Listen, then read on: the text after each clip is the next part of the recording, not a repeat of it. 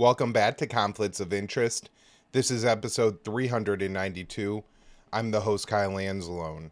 A lot of news to get to today, including a new story on Havana syndrome and how, here at Conflicts of Interest, we are right all along on that one too. So, stuff to talk about in today's show: Havana, Russia, China. Please share today's show. You can find it at the Libertarian Institute, on the blog at antiwar.com. YouTube, Rumble, and Odysee for the video version of the show. Follow me on Twitter at KyleAnzalone_, and let's get into the news.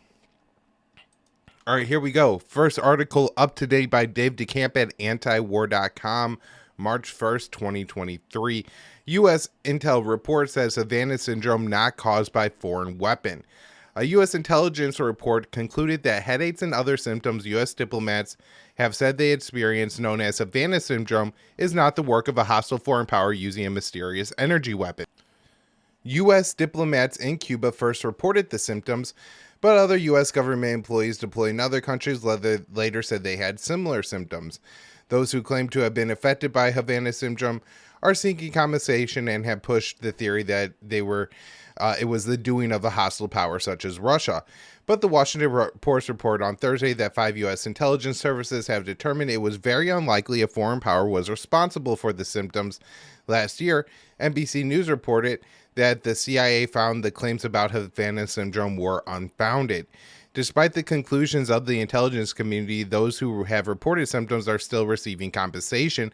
The report said that the Biden administration would continue to ensure personnel receive medical care and that it would process requests under the law that compensates government employees who experience symptoms and in some cases stopped working.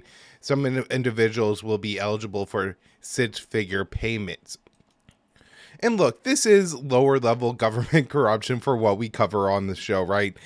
Some individuals who formerly work for the CIA and the State Department getting an extra six-figure payment or so. Lockheed and Raytheon make a hell of a lot more off of us than that. But, this is important. And look, the fact that these payments are going out, it does perpetuate the myth of Havana syndrome, which I'm sure once the Republican debates get underway, people like Mike Pompeo, who, initially used Havana syndrome, I think to undo Obama's détente with Cuba, will likely happen again, and this will likely come up again. So it's really important that this narrative gets defeated now. Many of the diplomats that report symptoms in Cuba said they heard a strange buzzing noise. In a 2018 State Department report that was obtained by BuzzFeed, they found that the culprit of the loud noise was likely local crickets. Separately, a group of scientists analyzed the recording of the sound and concluded the noise was from a Caribbean species of cricket. Additionally, it's been pretty obvious the whole time that a lot of the symptoms were a combination of being psychosomatic. Like you're just, people say, oh, you're getting a lot of headaches recently. And then, you start feeling like you got some headaches or some nausea or some dizziness. So that stuff was going on. Additionally, a lot of the symptoms were things like, I don't feel cognitively as sharp as I did before. Well, people who turn 40, 50, 60 stop feeling as cognitively sharp as they did before. And, I think a lot of this was simply aging that was misattributed or, propagandized into being this, weapon. And, this Havana syndrome has been used at least 3 times that I could think of to impact U.S. foreign policy. I think the 2 first examples are the major ones with Cuba. The Trump administration used it to undo Obama-era détente with Havana. And then during the latter part of the Trump administration, it was used by the establishment, kind of against the Trump administration's policy of trying to have some kind of better relationship with Moscow, claiming that this was going on all over the world. Additionally, I think it was they tried to use it to build up Vice President Kamala Harris' foreign policy bona fides when she was supposed to go to, I believe it was Vietnam. There was a State Department employee who reported having Havana syndrome-like symptoms earlier that day, which just meant, headache, dizzy, nausea, things like that. They heard a loud noise that they didn't recognize, something like that. And her trip was either delayed or postponed or something like that. But obviously, this whole thing has been a big fraud the whole time. I've covered it an awful lot on the show. So, this is a little bit of a victory lap thing, the government admitting that, the truth is what we have known here all along. All right, next article up. Massive U.S.-South Korean war games set to inflame tensions with North Korea. I wrote this with Will Porter on March 5th for the Libertarian Institute. We write, Washington and Seoul announced their largest war games in 5 years. Last month, North Korea warned the U.S. and South Korea that Pyongyang would take unprecedented and strong counteractions against the U.S. if they conducted these full Eagle war games. So, American and South Korean forces will engage in 2 different military exercises in mid-March, dubbed Warrior Shield. A portion of the war games will involve a computer simulation, while live-fire operations named Full Eagle will carry on from the 13th to the 23rd. The drills were announced on the same day the U.S. sent a B-1B bomber over the Korean peninsula. Pyongyang views the bombers as provocative because of the large payload the planes can carry. This year's Full Eagle will be the largest joint American and South Korean war games in 5 years. The Department of Defense claims the military operations were defensive. We've conducted routine training like USF, that's Yorlich Freedom Shield. This is the Fall War Games, is the UFS, and then the Full Eagle, or whatever they want to call it, Warrior Shield, Freedom Shield. There's a whole bunch of different names they'll use for it. Are the springtime ones. So they say that Freedom Shield for decades, as well as UFS, have been used defensive in nature. This is from U.S. Forces in Korea spokesperson Colonel Isaac Taylor. Washington will deploy an aircraft carrier and other strategic assets to the region for the war games, according to the Korean Herald. Additionally, the Pentagon is sending MQ-9 Reaper drones, which are armed, to the Korean peninsula for the first time. Full Eagle war games were last conducted in 2018. Then South Korean President Moon Jae-in and American President Donald Trump canceled the military drills to foster diplomacy with North Korea. Pyongyang used the war games as practicing for regime change against Supreme Leader Kim Jong-un. Last month, Kim Yo-jong, the Kim's sister, blasted Washington and Seoul for considering resuming the war games. There is no change in our will to make the worst man's escalating tensions pay the price for their actions, she warned. North Korea would turn the Pacific Ocean into a firing range if the U.S. and South Korea conducted the drills. More recently, the DPRK warned that it would soon consider continued U.S. military action on the Korean peninsula as a declaration of war. Now, a little bit more into this, because of course, the U.S. says these drills are defensive, and we've seen with the Nord Stream 2 pipe, the bombing of the Nord Stream pipelines, that the U.S. does use war games as cover for its militarism and carrying out military activities, and I'm sure that's something North Korea recognizes. But also, these war games are timed in the spring and the fall. These massive U.S. and South Korean war games are timed in the spring and the fall, along with, the farming season in North Korea. And so this creates a problem for the North Koreans, where they have a massive army, and so they mobilize their soldiers in reaction to these war games, believing that, they could actually set the stage for the U.S. and South Korea to launch a, seemingly covert, attack, at least initially, prepare covertly for an attack against North Korea. And so they mobilize all their forces, which hurts their ability to, have successful farming seasons and everything like that are as successful. And so I think that's probably part of the reason why the North Koreans view, this as such a problem. The U.S. and South Korea say they are prepared to respond to the increased North Korean military activity by further escalating tensions. Our military will not tolerate North Korea's provocations that threaten life and safety of our people, the South Korean military spokesperson said. We will sternly respond to such acts with the alliance's overwhelming capabilities. And so this is the most childish mentality you could have, right? And it just ensures further escalation. And it's very obvious that this is the case. And yet nobody in the U.S. or South Korea seems to be able to say, we have to do something because this repetitive cycle of escalation is eventually going to lead to war. In a press release issued by the North Korean Foreign Ministry on Saturday, Pyongyang cautioned the Korean Peninsula is turning into the world's biggest powder keg and a war practice field due to military expansion scheme led by the United States and its followers. On Sunday, North Korea demanded the United Nations take action against U.S. provocations. The UN and the international community will have to strongly urge the U.S. and South Korea to immediately halt their provocation remarks and joint military exercises. A statement from the foreign ministry said, adding that tensions on the Korean Peninsula have reached an extremely dangerous level.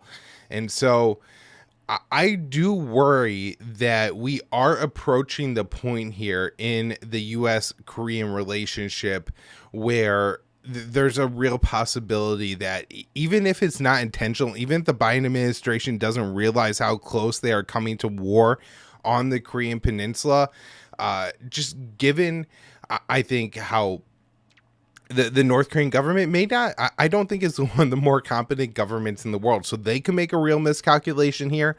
A North Korean weapon could have a malfunction or a mistake that could easily spiral into a bigger conflict. And that's possibly on the horizon. I don't know what the U.S. would do if that really started to happen.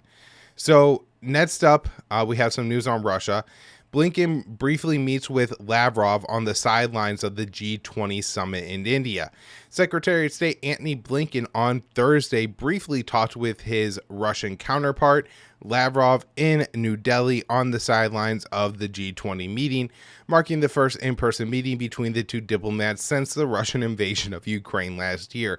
And I mean, that is just a bewildering fact, right? That we've had these serious tensions. Blinken and Lavrov have talked one time, and that was over the release of Brittany Grenier, which, she was just carrying some weed cartridges or whatever. So I'm happy that she's out of a Russian prison. That was, obviously ridiculous. However, of the issues that the U.S. and Russia have, that was the most minor and inconsequential. The countries with the two largest nuclear arsenals. Forget about Brittany Grenier. They could wipe out the entire, humanity if these weapons go off. And so they're very much refusing to talk about that. And they talk about these very marginal issues. And so, in the past on the show, I have talked about how prisoner swaps could be a good, slow way to build trust and to build relationships between these two countries to start to have some positive diplomacy. But that doesn't seem to come out of the Brittany Grenier meeting, in agreement whatsoever. The two diplomats, this is according to Dave DeCamp, spoke for less than 10 minutes, and there were no signs any breakthrough was made. According to Blinken's account, he told Lavrov Russia should stop fighting in Ukraine and resume participation in the New START, the last remaining arms control treaty between the two powers.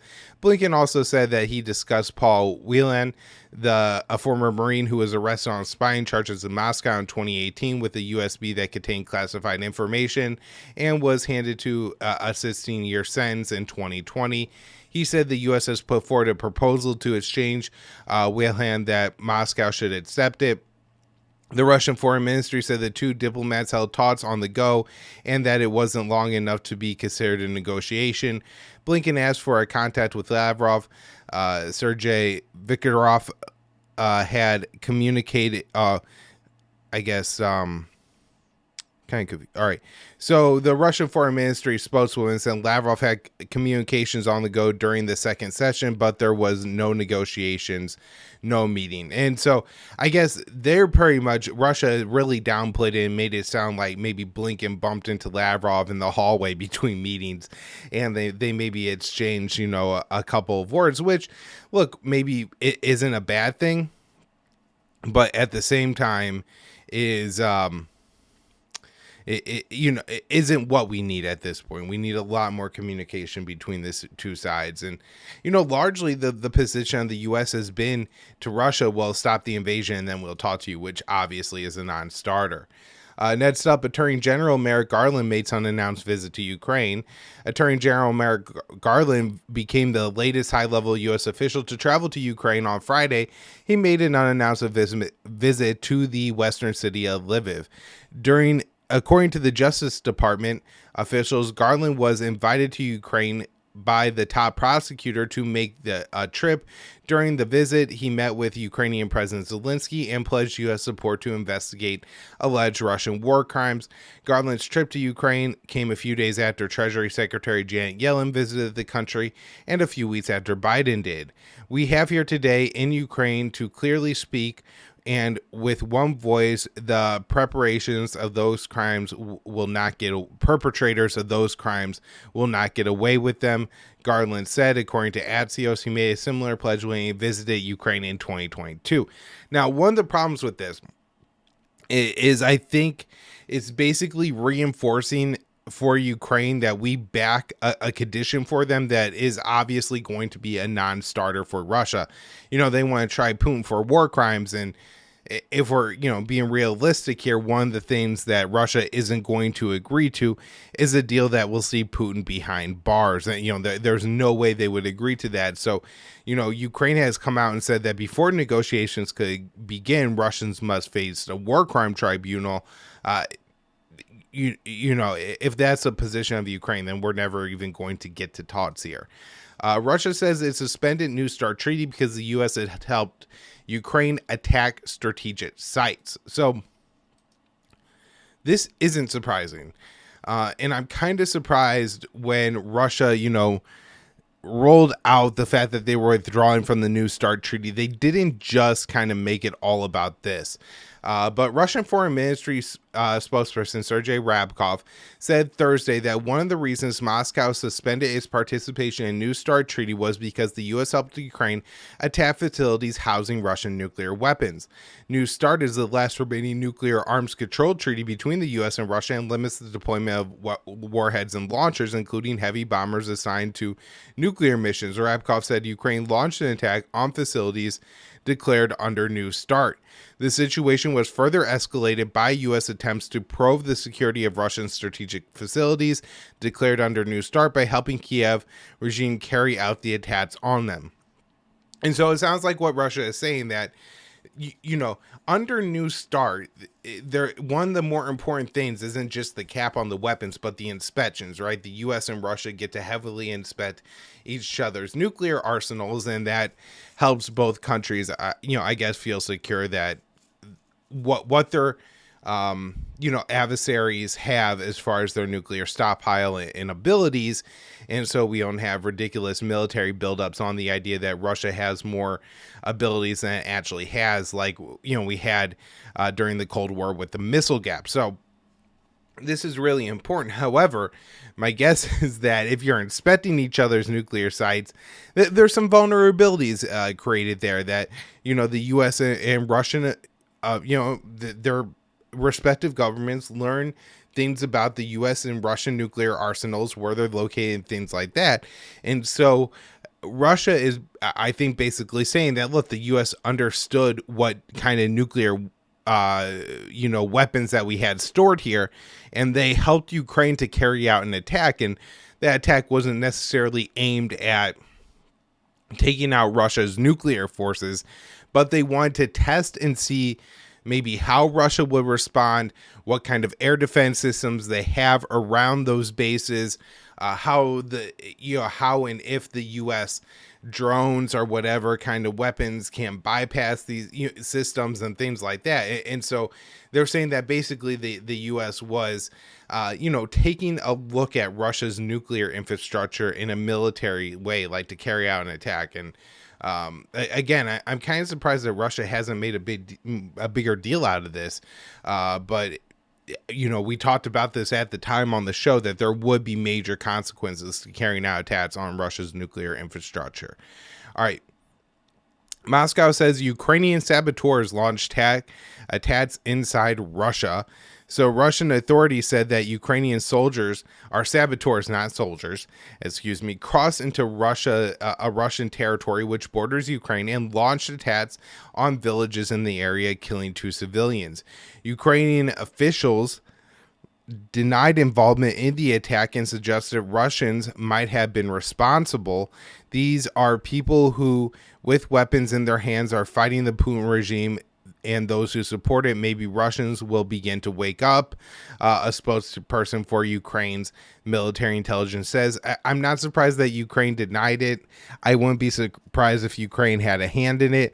And while, of course, attacks on Russian territory could really escalate this war in major provocations, and for that reason, because of the U.S. involvement here, I oppose it. It is a little ridiculous how outraged Russia, the Kremlin becomes every time there's an attack within Russia, as they have been bombing their neighbor for the past year and waging these kind of attacks in their neighboring country. And so, while particularly like the attacks on the nuclear infrastructure and those long range attacks likely have quite a bit of U.S. support, these kind of saboteur attacks, could just be a consequence of the Russian war and the fact that you're waging an aggressive war against your neighbor. Ukrainians are going to do things to inflict pain on Russia because, that's what some people do when war breaks out. And I guess it's not impossible what Ukraine is talking about here, that they've either, cultivated some Russians, or there are some Russians who would be willing to carry out an attack here because they see the Ukrainian people as, closely related. And I'm sure there's a lot of Ukrainians that live in Russia, particularly in the border territories. U.S. helps Ukrainians prepare for a political counteroffensive. The U.S. is helping Ukraine prepare for a potential counteroffensive against Russian forces as the Biden administration wants Kiev to retake more territory in the coming months. According to the New York Times, senior U.S. generals at the headquarters of U.S. Army Europe and Africa and Germany hosted Ukrainian military officials for tabletop war exercises, demonstrating Washington's imminent involvement in the war. The drills are meant to help Ukrainian officials strategize what their next move on the battlefield could be. After a wargaming session on Thursday, General Christopher C. Cavoli, the Supreme Allied Commander in NATO, said the U.S. would continue to help Ukraine's adaptability, and said the U.S. and NATO can keep going as long as necessary. Chairman of the Joint Chiefs of Staff, General Mark Milley, also attended the Thursday session and described the purpose of the drills. The Ukrainians are moving things around on these maps to determine what their best course of action is, and they determine the advantages and disadvantages of the risks associated. So I find this interesting, as the director or a senior a member of CSIS recently told Newsweek that Ukraine needed to launch a counteroffensive to rally more U.S. support to their cause. And so, maybe we are seeing the U.S. realize that and try to actually, foster that. Now, the other thing is, we have this going on, and we also have today, apparently, it looks like Ukraine's starting to withdraw from the city of Bakhmut that they've been fighting over for probably 6 or 8 months now. And I think one of the reasons that may be happening is if the U.S. is helping Ukraine prepare a counteroffensive. One of the things that U.S. officials have made clear is that they think that Ukraine is spending too many, resources, blood and American weapons in Bakhmut, and they want those forces to be used in other places. So maybe the Americans have finally convinced the Ukrainians that they need to reposition their forces and start a new counteroffensive. Next up, U.S. announces a $400 million arms package for Ukraine. This is, I believe, the smallest one so far this year. I think all the other ones so far this year have been the billions of dollars. The Biden administration on Friday announced a new $400 million weapons package for Ukraine. That includes ammunition for HIMARS rocket systems, artillery rounds, and 25 millimeter ammunition for the Bradley fighting vehicles. So it doesn't look like we're getting any kind of, major increase in weapons here, and that this is just sending Ukraine some ammunition for weapon systems that we've already sent them. Now, maybe the most significant story I have actually to talk about today, although, let's see how this develops. 2 Ukrainian pilots are in the U.S. to assess training for F-16s and other aircraft. And this is from NBC News. The report said that this marks the first time Ukrainian pilots are in the U.S. to have their skills evaluated, signaling the U.S. is planning to eventually provide Kiev with fighter jets, a step that would bring NATO and Russia closer to direct conflict. The U.S. has approved bringing up to 10 more Ukrainian pilots for the assessment as soon as this month. 2 Ukrainian pilots are currently in the U.S. to have their skills evaluated using simulators at the military base in Tucson, Arizona. Throughout the war, Ukrainian officials have been asking the U.S. to provide advanced aircraft. The Biden administration recently said in an interview, this is from Biden, that he has ruled out the idea of sending F-16s to Ukraine for now, leaving open the possibility of sending them in the future. Now, as I've talked about in the past on the show, there's a few reasons I do think that we are going to send the F-16s or other advanced aircraft to Ukraine. And I don't think it will come within 6 months. I don't know. I think, they're saying it takes 18 months for Ukrainian pilots to train on this, but that could be shortened to 6 to 8 months. So, at least 6 months, but probably a little bit longer. And then, of course, who knows how long it's going to take the U.S. to get these F-16s ready, or if maybe that's already going on in the background, or if there's another NATO member preparing to transfer their F-16s. Another thing I had suggested was that maybe the U.S. would send some of our F-16s, or promise to send some of our F-16s or other advanced aircraft to one of these Eastern European countries that have Soviet-era fighter jets, and then those fighter jets would be sent over to Ukraine. So, these are all possibilities, but the reason I think this is a couple months ago, the Pentagon said that they didn't need to send these Boeing-made munitions to Ukraine because they were going to be redundant on the battlefield. And those munitions were rocket motors attached to small diameter bombs that could be dropped from planes. And so I assume that the Pentagon does have a plan or an idea that there will be warplanes in Ukraine. I would guess about a year from now. But who knows? And it probably depends on how this war develops. Germany says China isn't going to be sending weapons to Russia. German Chancellor Olaf Scholz says that China declared it will not provide Russia with weapons for its war in Ukraine, despite U.S. claims, signaling that the German leader received some sort of assurances from Beijing. We all agree that there should be no arms deliveries, and the Chinese government has declared that they will not deliver any either, Scholz said at a press conference with the European Commission President Ursula von der Leyen. According to Politico, we insist on this and we are monitoring. Now, I guess that Scholz is putting out this statement publicly because, as I mentioned on the show last week, I wrote about last week, what the U.S. is trying to do is they're trying to rally their allies to place more sanctions on China. And what I think Scholz is doing is trying to get out in front of that and say, like, we're not putting more sanctions on China. We're not going along with this U.S. plan. Germany will be key to that, as the U.S. really wants the G7 to participate. Now, just a couple stories about China before we wrap up here today. First here, U.S. Army Secretary says U.S. preparing to win war with China over Taiwan. The U.S. Army Secretary said this week that the U.S. must prepare to win a war with China over Taiwan by beefing up its military deployments in the region. I'm personally not of the view with an amphibious invasion of Taiwan is imminent.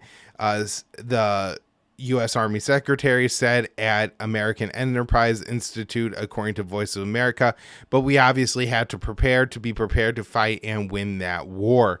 And so, of course, this is so problematic because the U.S. policy on China, the governing relationship between the U.S. and China is around the idea that there's only one China.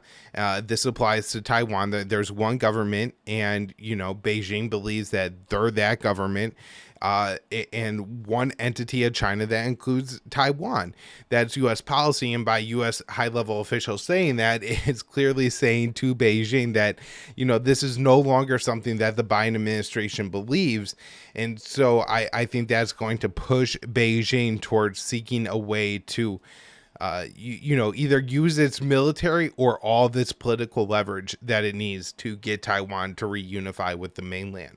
State Department awards $619 million F-16 missile sale for Taiwan. The State Department approved a potential $619 million weapon sale for Taiwan for hundreds of missiles to arm the island's U.S.-made F-16 fighter jets. And this, of course, is about the U.S. military buildup in the region. In Taiwan, we basically just have the island there, and they purchase our weapons, and we use it as a little aircraft carrier right off the coast of China.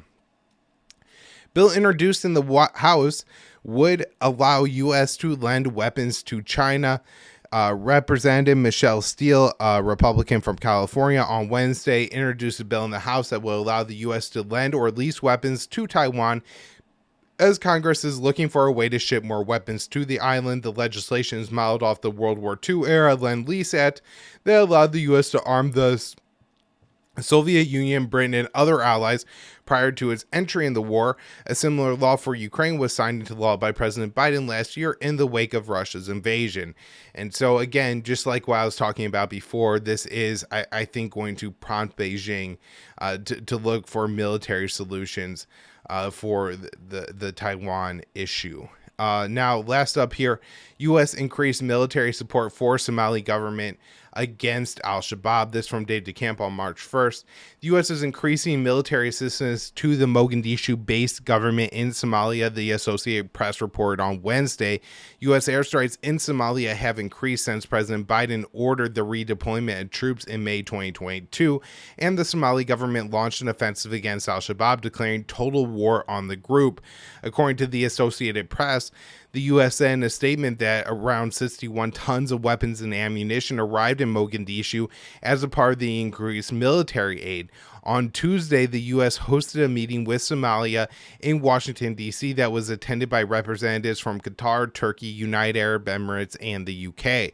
The country said in a joint statement that they support the Somali government's fight against al-Shabaab and vowed to strengthen coordination, international security assistance, and they said they will work on getting the UN to fully lift its arms embargo on Somalia to facilitate the weapons transfers to the government. So, of course, what Somalia needs is food, not weapons, but that's what the U.S. is prepared to dump in there because that's what helps our military-industrial complex executives, make money that keeps our whole foreign policy establishment very, very wealthy. Somalia's neighbors recently said they would join the fight, signed the war could significantly escalate as the country is facing a severe drought. Ethiopia, Kenya, and Djibouti have committed to search and destroy mission against Somalia. In the past, when this has happened, it's actually really, really exacerbated tensions. Al-Shabaab has only gotten stronger as the U.S. has tried to come down with it on more force, and the people of Somalia are the ones that suffer under terrorist attacks and just destruction of all their infrastructure and Also, being terrorized by U.S. drones. They're constantly raining down bombs on Somalia. And of course, AFRICOM says, oh, we killed 4 members of Al-Shabaab today. And it turns out that those are children or elderly or women or something that clearly weren't members of Al-Shabaab. If a Western journalist is able to get out there and look into it. That's where I'm wrapping up the show for today, everyone. Thank you so much for tuning in. More shows later in the week.